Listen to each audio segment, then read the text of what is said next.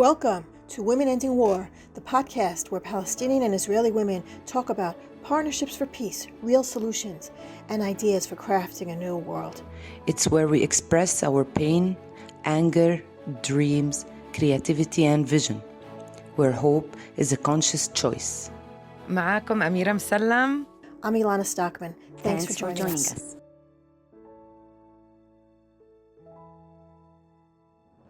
Hyam, welcome.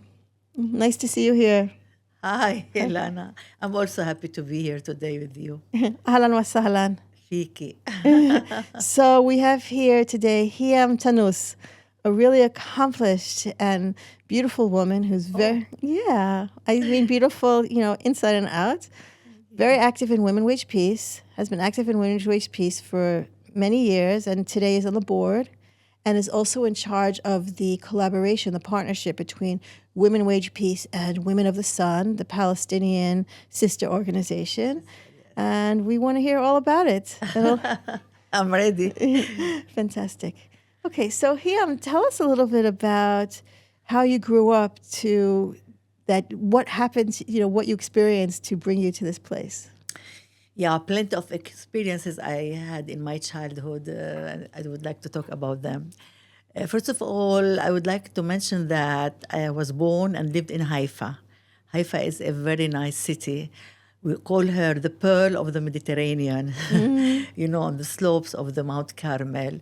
Haifa is a multicultural city, and, people living, plenty of people lives over there. We don't care who is he or who is she. We feel that we are persons and we have to respect each other. So when I was born, I think I lived in a building with three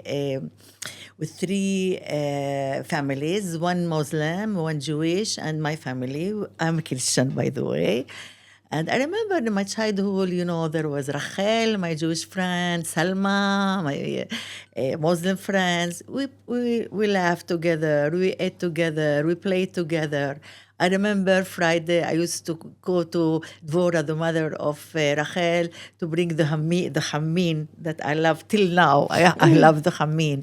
I remember that on Saturday morning, I went to Dvora to bring her the hummus that my mother prepared. And the grandmother of Salma used to make this laffa of za'atar and labani. So, these things I think had met something. And when I was young, I didn't know what happened, that, the state of Israel was established. They took our land, that, there was really the Nakba. I didn't know nothing about that because I was young and we didn't talk politics at home. But something happened in my childhood also. I remember I used to wake up at the middle of the night hearing the sobs of my grandmother. And in the morning when I asked my family, why grandmother was crying at night, they told me, we don't talk about that. When I grew up, I knew that my two aunts were expelled in the 48th. And that my grandmother, at night, she missed them. And she used to cry at night because she didn't want us to see, her fear or her distress. And in the morning, my grandmother woke up as nothing happened. And, these things made me a bit of, like, I want to have peace here, and from the other side, there is a problem, and we have to solve that. So, I grew up in Haifa. I went to the university. I met wonderful women from both sides who helped me, in the library, in my work. I want to say that when I went to the university, I was a mother with two kids. Yes, I was a mother with two kids, and I was the first married woman in my society to go, to the university while having kids, because, our society, it's a patriarchal society, and the woman has to be at home with her kids, and she has to be a mother in all the meaning of and I wasn't that. I was, I made something which is not accepted in my society. And when, I met, I started learning psychology and counseling at the university, and I met with gorgeous Jewish women. They talked also about their Holocaust. I have my Nakba, and they have their Holocaust. So, there is no monopoly on pain. Right. On pain. No monopoly on So suffering. this is That's why, true. I started feeling that we have to do something. We have to do something because, people have to be happy in their life. They have to feel that their kids are going to live and to have grandchildren. And we are not doing that. So something is missing. So here I started to think, maybe I will do something in the future. That sounds complicated. It sounds like you carry a lot of things, a lot of concerns, a lot of pains, a lot of identities. Yeah. To tell you the truth, I think we, the Palestinian or Arab Israeli, we have three identities. We were born Palestinians because our origins, our roots are Palestinians. We live in the state of Israel and we feel Israeli because, we learn here. I worked for 20 years, for 40 years in the Ministry of Education. 20 years I was a supervisor. So I'm an Israeli also. But also I am an Israeli and a Palestinian. This complicated identity, is very, very difficult to us. Because, when we talk about Israeli politics, sometimes Palestinians feel that we are traitors. When we talk about, the Palestinian people, the Israeli people think that we are traitors. Because I remember the 7th of October, for me, this dreadful day, because one of my best friends, Vivian Silver, also, was Killed. So, I mourn, the Israeli story narrative for 3 months. I was, weeping because, I lived the story. But when after 3 months, I saw what was happening in Gaza, the bombardment, the people who died, because one of our women of the sun there, Nadia, also was killed with her 27 people around her. And I wanted to tell the people about my feeling of what's happening in Gaza. Nobody wanted to hear that. They shut me up, telling me we don't have empathy for everyone. So imagine, I mourned for the Palestinian, I mourned for the Israeli people, but nobody felt my feelings that I carry both identities inside me. Until now, after the 7th October, we are passing hell here in the state of Israel because, we can't talk, they shut our mouths, we can't write, we can't express our feeling. If we talk, 3 of my best friends, they are academics, they were lecturers at university. They expelled them from there because they said something about their feelings to the Palestinian people. Sympathy, if you express sympathy for the people in Gaza, you can lose it's your job. very difficult, and you can't know what's going to happen. Like Warda, that's what happened to Warda. Warda, and also one friend of Jerusalem, Nadira, and one from Haifa. Also, I think she is a doctor in. Also, they took her to the police because she said something that stop killing the Palestinian people. Yeah. Until now, I have 2 sons and 4 grandchildren. I have 2 sons who are lawyers. My husband was a lawyer. But I feel that they are not happy. They are scared for their children because now there are extremists on both sides. Do you know something, Elana? I put my grandchildren in a Yad to Yad school, Jewish Hand to and hand, Arab, yeah. because I want them to talk Hebrew. And whenever they go in the bus, I tell them, don't talk Arabic, talk Hebrew, because I don't know who is in the bus. We listen to them talking Arabic. Yeah. I'm studying Arabic, and a lot of times I have my classes. I have classes every morning from 9 to 10 with This Is Not an Ulpan. And sometimes I do it on the train on my way to work. And I see people turn their heads when I start speaking Arabic. People are looking at me. They go like this. In the train now, just now, my friend called me. I started talking. All the people looked at me. Yeah. Why? I'm Israeli also. If I talk Arabic, it doesn't mean that I'm against the state. I want everything to be good for the state. I want everything to be good for my people. This is why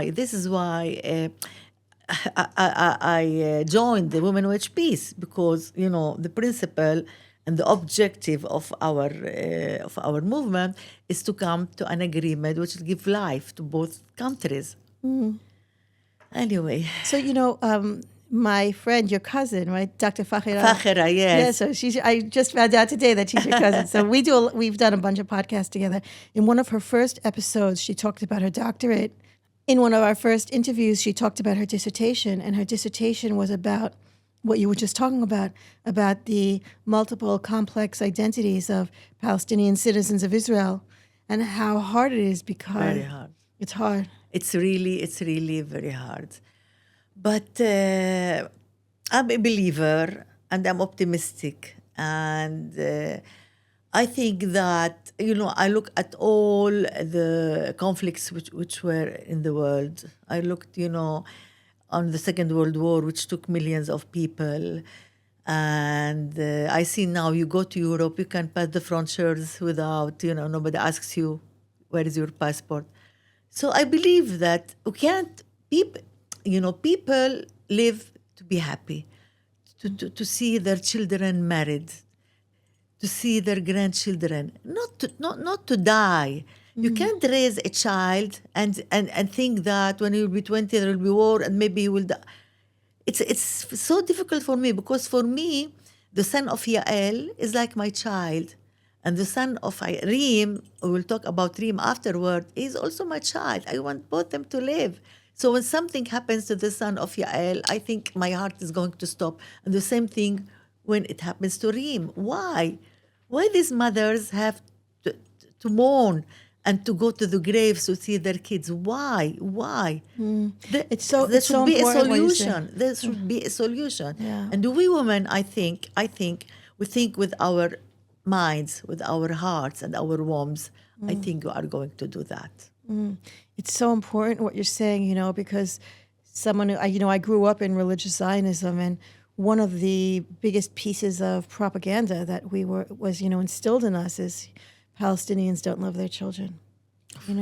It's a lot. It's I've spent a lot of my adult life unpacking all of this. I wrote a book about it, actually, about the language that I was brought up in, that completely dehumanizes Palestinians. And one of the main ones is, Palestinian. It sort of like goes to the idea that all Palestinians are terrorists. And one of the reasons we do this podcast, one of the main reasons we do this podcast, is about combating all that dehumanization. We want to show exactly this, that we're all human beings, that everybody wants the same thing. They want to love their children. It's not just like you. 2 months ago, I met someone, at the university, and we were talking, and he's, I think he is pro peace. But he told me when he left me, I want to tell you something, Hyam. The day the mothers of the Palestinian will love their children, there will be no more war. I looked at him, I told him, it's a pity that I talked with you for an hour. How can a mother not love her children? Yeah. So as you know, in 2016, I left my career as a senior supervisor. I was a senior supervisor in the North. And In the Ministry of Education. yes, yes. And, I thought, what I have to do now, for 20 years, I was at the academy. I trained people. I have plenty of skills about how to resolve a conflict. We wrote a book about careful listening and dialogue. I want to do something in my life. And, I was sitting, looking at the TV, and I saw something which, caught my eyes. I saw a rally of hundreds of people going on the Dead Sea, with white and turquoise and Palestinian dress. Oh my God, I said, what's happening over here? So I called a friend of mine, look, I saw something now which made me a bit, curious to know what's going on. And she told me about these are, movement of women wage peace. So I said, I want to be there. And this is how, I joined. I joined the movement. I fell in love with the movement because, it answered all my dreams. Because, as a counselor, I started to think about a better language of no blaming and shaming, of to talk with you, looking in your eyes, of a dialogue, of curious questions. And when I read the principles of Women Wage Peace, I said, wow, here I want to be. So in 1 year, I was at the steering wheel. I was twice at the steering wheel. Now I am at the board of Women Wage Peace. But what happened to us after 10 years of working, making, going to the Knesset, being at in the streets, talking about peace and about political agreement, we felt something that was missing. We said, the people of Israel says we don't have partners. So we thought that if maybe will be the model to let the Israeli people see that there could be a partner. So we started thinking that really we wanted a Palestinian woman partner because we are a women's movement. So we started looking at women in the West Bank in order that they have to be partners of us. At the beginning, nobody wanted us. They were under occupation. The army always is there with their weapons, with their dogs. There are hatred and segregation. But I didn't lose the hope. So with the time, we met Reem al-Hajajri, a gorgeous woman from the Dheshi camp. She is not old. She is 43, 44, I think. And she had why she accepted to be our partner because she has 2 sons. Her son now is 20 years old, and when he started to grow up, she was so scared that her son will die. People say that Palestinian women don't like their children, but Reem taught me, and I saw how the Palestinian women love their children. And we started to talk, and at the beginning it was very difficult, They didn't trust us, we didn't trust them, how we are going to work together. It took us 9 months that they accepted to be our partners. But it was, a partnership on something that really, it's our new narrative, our new story, the Mother's Call. We wrote a pact together, the Palestinian and the Israeli people, about the mother's call, that the Palestinian mother and the Israeli mother want their children to live. They don't want to visit them in their graves. Mm-hmm. And this is how we built the trust between us and between the Palestinian women. Reem, at the beginning, she was, she looked at us and how we were, and she founded her movement, Women of the Sun. Now there is a movement of Women of the Sun. 5,000 people are registered, and Reem, now work. There are 15 or 20 women with Reem who are working in empowering Palestinian women, because Reem, at the beginning told me, I can't talk about peace building with women who are starving, who are hungry. Yeah. First of all, I have to empower them financially, socially, psychologically, and then I will talk with them about peace. If you're in survival how in mode, Ireland, how right. they have done in Ireland. And this is what she is doing. She is empowering women, children at the university. And for our good fortune, the world started looking for us and hearing about us, because in Israel, they don't want to listen to us, because our government now don't talk about peace. But because women like Reem challenge that entire narrative. Yes. They upend the story that the government wants to tell. The government wants to tell a story that there are no partners, that Palestinians are all terrorists and all of that. And, they can't hear stories like that. That's why we have to do this work of telling the stories, Of course. This is how Reem and Yael Admin now, they are our 2 icons. Reem is the Palestinian icon, and Yael is our, Israeli icon. Together, we are invited all over the world. I myself, I was in France. I was in We were in Paris together. Yes, Yes. I was in Spain. Now we came from Argentina and Uruguay, Slovenia. We got the awards and prizes from DVD, from the Clooney, from Wow. plenty of prizes we got, both of us, or both movements. And we were nominated for the Nobel Prize twice. Maybe we'll take it one day. I remember that the president of Slovenia is a woman. When Reem talked, she came to the stage. She hugged Reem with tears in her eyes. She told her, "I can't believe that your husbands are killing themselves at the front, and here, both of you, Israeli and Palestinian, you are talking about peace."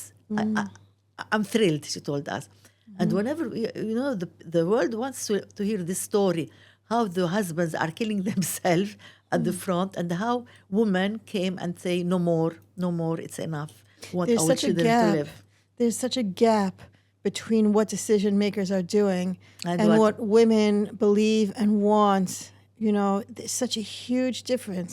I mean, that's the real question. How do we get the women who understand and who know and who are working on the grassroots and in the field? Yeah. How do we get them to places of decision making? I mean, that's like the big challenge. Look, it's a challenge, but this is why we are a grassroots movement. This is why, we talk to women and we see that, plenty now, even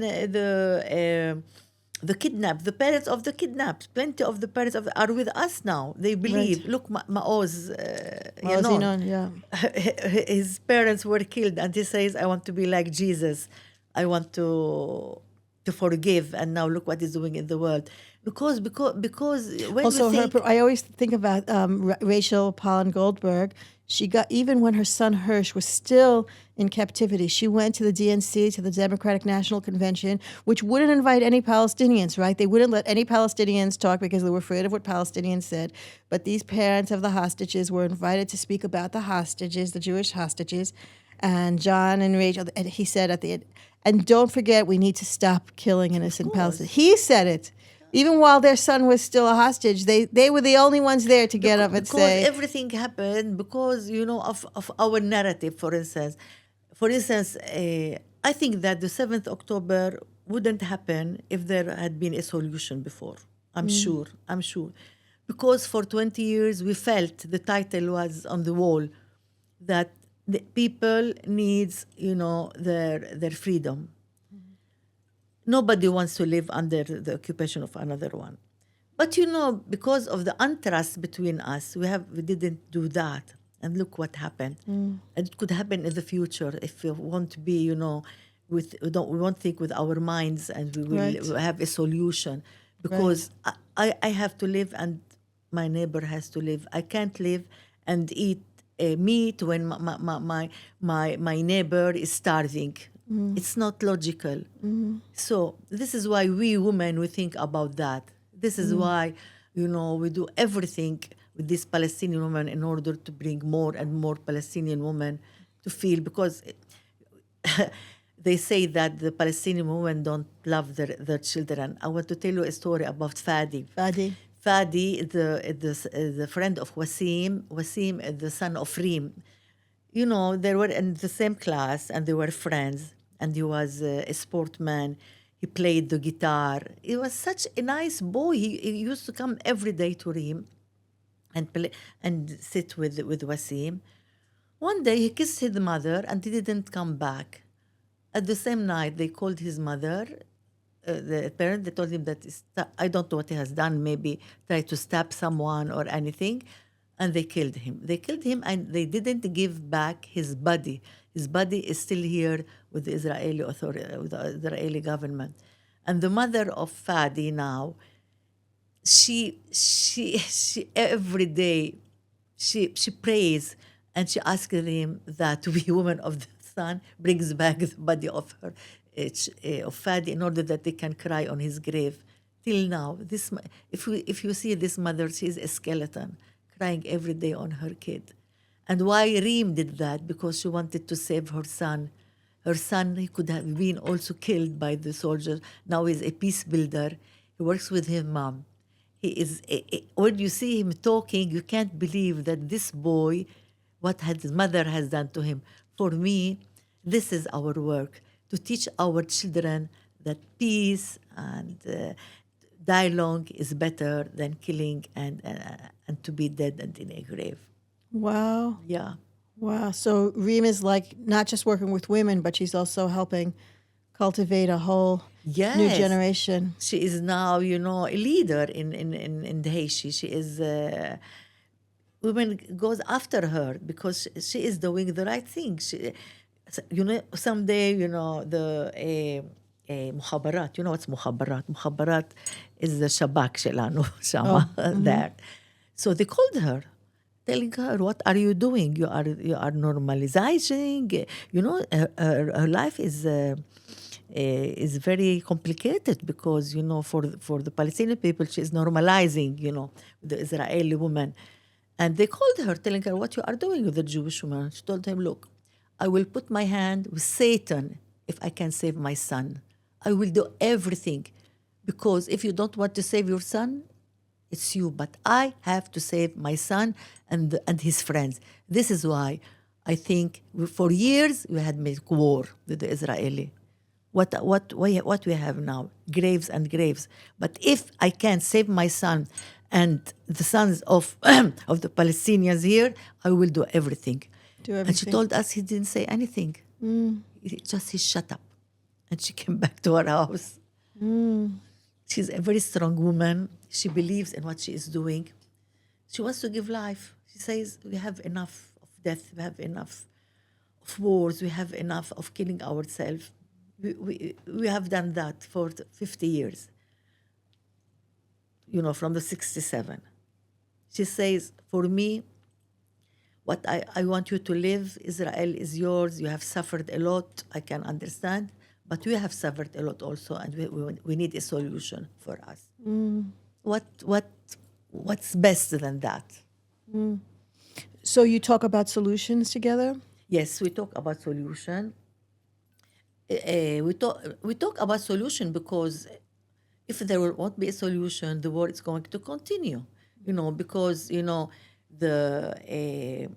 camp of the Haiti where Reem lives is half a kilometer. They live there 16,000 people, and because it's a camp, all of people who are there are expelled from the 48. So whenever something happened, every day the soldier with their dog, they come, and started, knocking on the doors. They want maybe someone has done something. So they have enough. They want to live. She has 3 kids. She says, why my son won't be a lawyer or a doctor? Or I can see his grandchildren.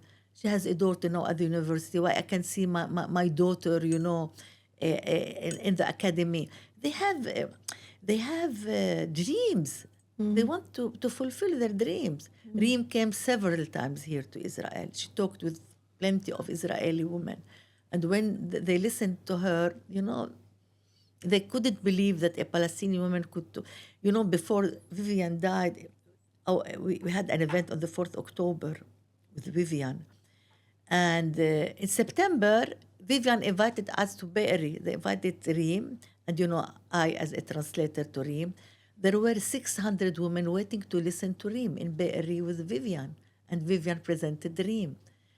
I think at the end of September, Vivian was at Reem's place in Beit Jala with women who came from abroad in order to be at the event of the 4th October.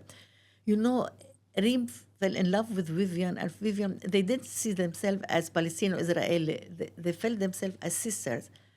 And the day of the 7th October, who woke me up? Reem. Reem woke me up. It was Saturday. I was sleeping. She woke me up. Hyam, open the TV. Something is happening to you. It's in Be'eri. Where is Vivian? Ask about Vivian. So I wake up. I wake up. I open the TV.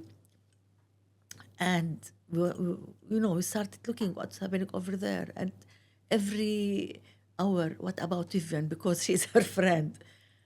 And we didn't know what to say. And I thought that there will be no partnership. Reem is going to say, sorry, we can't continue because, the Israelis started bombarding Gaza, and plenty of, their family are in Gaza. Gaza and West Bank are the same. But she called us, she called Yael Admi and our movement. So them, look, what happened has happened. Now we have to start and to work because we don't want this to happen again. We were thrilled. We were really thrilled. We didn't, and we started working, together, talking together, planning together what to do. We really have partners, and I think if our governors, has a bit of mind, they will find a partner, because mankind, are born to live and to be happy in their lives, and not to be killed and to visit them at their graves. We all ultimately want the same thing. We just want a normal life. Normal life. Yes. And one of the biggest tragedies, I feel like I'm listening to, and I'm feeling like one of the biggest tragedies of all of this is that after 2 years of Israel relentlessly bombarding Gaza, it did absolutely nothing to prevent this from happening again. Like nothing.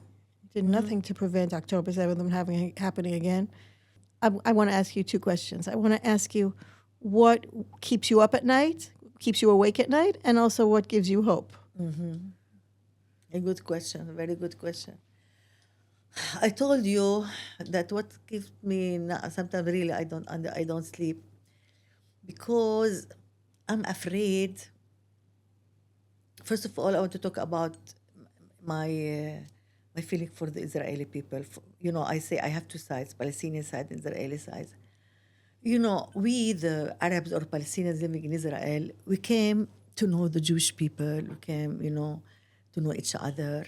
Now, you see, plenty of, most of our, society are learned people, are academics. Look at the hospitals, there are plenty of doctors.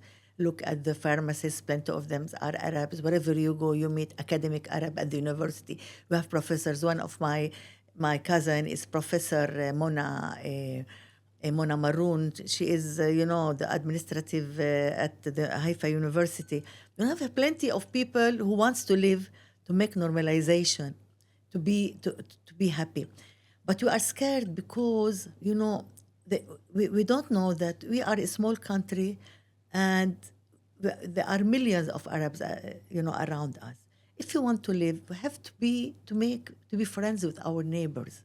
If we want to continue to live here, we have to be friends with our neighbors, to look at our neighbors as we are the same, but not to always be at wars. What we can do in 50 years? In 50 years, all of the Arab world will be, armed and rockets. And what will happen to us here? Are we going to stay here, or are we going, a nuclear bomb is going to bomb all the Middle East? Why? So this is my fear about, the state of Israel. I want someone to save the state of Israel from itself, to tell them, come and think about 50 years. What is going to happen if we are always at wars? We have to do something. There are plenty of solutions. The Palestinian people, how can, now my Palestinian identity, how can people live under occupation and live like rats, okay, and do nothing? I don't know when it's going to be another uprisal and, another intifada. How if you have nothing to lose, as it happened on 7th October, what's going to happen over there? Another war, another killing, another 7th October. And what about me, Arab Israeli, who lives here and who mourns here and there? Sometimes I can't breathe. How can you breathe when your brothers and sisters are killing themselves? How? Sometimes you can't I am breathe. always, something happened, this one was killed, this was one killed. It's not a life. I have 4 grandchildren. what is going to be their future? What is going to be if the extremists here and there, will govern our world? So I worry for my grandchildren too. I wonder what kind of world they're going to have. I course. feel this like urgent how old need. are their grandchildren? Little. My kids, they're all under the age of 5. Think about them all the time. I can't. It keeps me up at night thinking about the world I'm leaving for my grandchildren. My 2 sons who are advocates who have a very good life. If they have passports, they won't stay here. They want to leave. From now they are telling their children, go and learn abroad in order that the children will go. Why? We have such a beautiful country. We have everything. We have everything here to be happy. It could be a paradise. And because you have, sometimes I say, with the minds, Paris says that, not me, with the minds of the Israeli people, he said that, and the fortune of the Arabs, it could be paradise here. Now also, a lot of Israelis talk about Israel that way. Israel. Oh, it's such a great place, and so many. And they love it. They love it here. But then you start talking about Palestinians, and then you hear all of the, the hatred and the racism and all of that, and it's like, it's very tribal. It's like there's a view of Israel as it's so great, for Jewish people. Everyone else doesn't even count. So that's really. Do you know that what Wasim told me, the son, he is the new generation, he's 20 years. They don't, because of the wars, who is Israeli for them? The soldier and the wall. They don't see us. Right. I remember. It breaks my heart. For them, I know that what you're saying is true, and it still breaks my heart because before 7th October, we invited them to Jaffa, to the sea. Shahid, the daughter of Reem, started crying. She went to the sea and she said for 2 hours she didn't want to. For them, the sea is personalized. To see the sea, you should see the children when they saw the sea. Small things, but these kids don't have them. Right. They didn't want to go home. They told them at 6 o'clock they are going to close the gates, the frontiers. I see that, and my heart is broken for them. I feel the same way. I did it. I volunteered once to drive a group of kids from Hebron, from Hebron, from Halil to the beach in Tel Aviv. It was their first time seeing the beach, and I really thought to myself, this is so wrong. It's just, how can that be? In my family, we love the beach. We go to the beach every opportunity, and how can it be that someone who lives, 20 kilometers away from me has never been to the beach in their lives? Who are we and what are we doing? How can that be? So this is why what I felt when we brought Reem here. She lives at the, she has I think 50 meters her house. And when she came here, I said, oh my God, she's going to see what's here. We are privileged people. My house is, is a nice house, and Yael house is beautiful. I said, oh my God, what's her feelings will be when she will see how we live here, the privileged people here, our country is so beautiful, the malls, everything, and they have nothing over there. And I asked her, how do you feel? She told me, I hope one day I will have also a home like yours in our place. Inshallah. I hope so too. That's hope. Is there anything else you want to share about what brings you hope? I want to tell you what's our hope, because, we are activists. We always think what to do. Now, our Mother's Call, is a story by itself. It's a narrative. Two nations who are enemy now. The woman came and say, we are not enemies, we are mothers. We want our children to live. So we have plenty of events. We have plenty of activities. You have some important things coming up. Plenty of activities nowadays. And one of the activities, there is an organization which is called Vital Voices. This is an organization which was founded 30 years ago and who help people who are going peace buildings and their challenges. And Vital Voices came to know us, and we were in Venice, I think, 6 months ago, and we sat thinking, how are we going to let the world feel that there are two movements who are really, really, really working to have a solution for these two people who are suffering. So we sat for 3 days talking, and we came a resolution that we are going to make, and Dream brought this idea that she said, maybe we'll go barefoot Oh, some place in the world, in order that we don't want to put our foot on the blood of all the people who died in the Middle East. And Vital Voices, like the idea. So we are working on that. On the 24th of March, we will have a very big event, the barefoot walk of the mothers of the two movements. barefoot walk of the mothers. Yeah, plenty of organization will be for us. The message will be that these two movements, they want life for their children and for their nations, and they will do everything in order to have security, in order to have serenity, in order to have peace and freedom for both nations.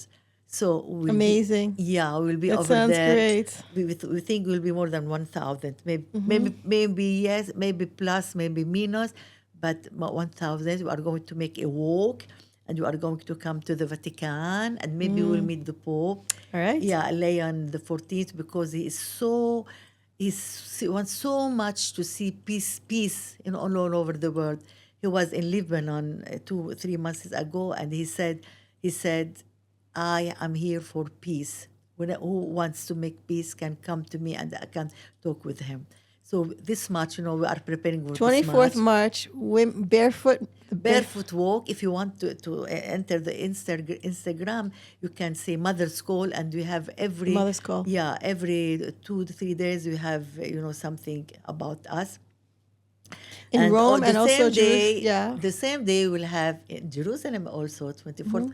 We'll also have the barefoot talk. Also, Israeli women and Arabs and Palestinian women are going to walk together barefoot in order, and all over the world, all our supporters and all over the world, in Argentina, in Uruguay, in Holland, in Spain, wherever you want, are going to make this march, and it will be all over the world, because the world have to listen to mothers who say enough is enough. We Right. want our children to live. We can't continue with this bloodshed, with this violence, with Amen. these wars. And I think not a woman who has a child, and even unmarried women, won't listen to our voice and will say, we want to be with you. Sounds really powerful. Hyam Tannous, amazing woman. Amazing, amazing things that you're doing. Thank you so much for being here, sharing your story, sharing your complexities, your identity, your dreams, and your hopes, and all the work that you're doing. So grateful to be Thank with you, you today. Elana, for inviting me, because really I want all over the world to listen that really not everything what they hear in the media is right. There are mothers, both from all sides, people who want the grassroots parent, the grassroots people, they want peace. They have enough. Yes, We want to yes. live. We don't to continue living with a broken heart. Right, right. Okay, well, we'll try. We're doing our part here. Thank you. Thank you for doing so much. Thank you, Elana. Thanks for listening to Women Ending War. If you want to help create change, you should join us. Subscribe, like, comment, or share. Tell your friends about us. Talk about it. Be part of the solution. Thanks, and see you next time.